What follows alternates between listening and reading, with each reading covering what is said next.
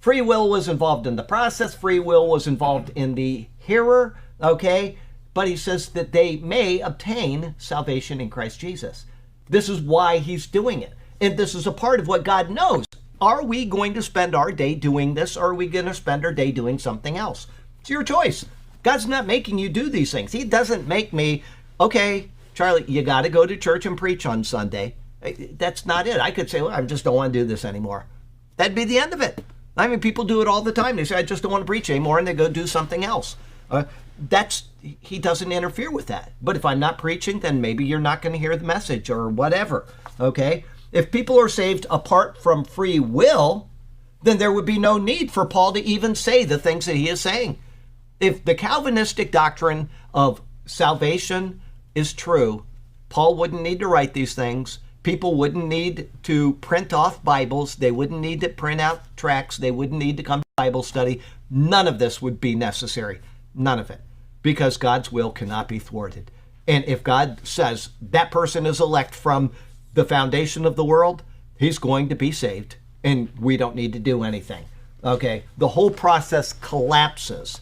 Logically.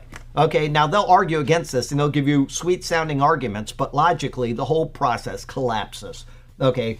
And God is a God of logic. He's not a God that just makes stuff up on the side and says, every time I read the account of Enoch, I think the same thing. Okay? And all it says, it doesn't give us any more information. This is all it says about Enoch. Let's go there and read it. Genesis chapter 5. Okay? It says there in Enoch. All right? It says, I'll start with his life. Jared lived 162 years and he begot Enoch. After he begot Enoch, Jared lived 800 years and had sons and daughters. So that's not a lot about Enoch so far. So all the days of Jared were 962 years and he died. Enoch lived 65 years and he begot Methuselah. So there's still not a lot of information about Enoch. After he begot Methuselah, Enoch walked with God 300 years and had sons and daughters. That's pretty much the most detail you're going to find out about Enoch, is that he walked with God 300 years and had sons and daughters. And then it says, so all the days of Enoch were 365 years, and Enoch walked with God, which he already said once, and he was not, for God took him. That's it.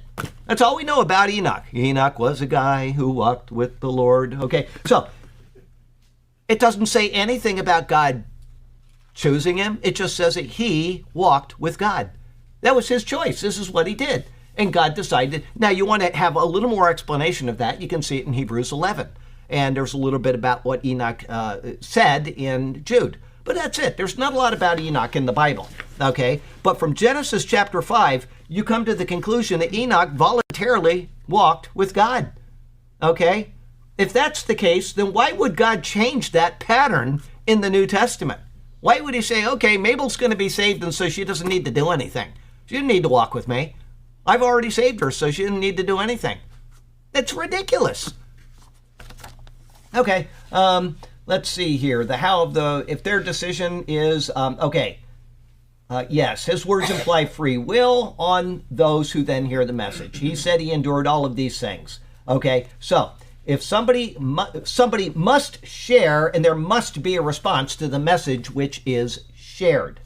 Just because God knows the number of people in advance of completing the building, which you were saying a minute ago, and just because he knows who will accept the message, that in no way negates free will in the process. In fact, as Jesus and the apostles all show, free will is a necessary part of this equation.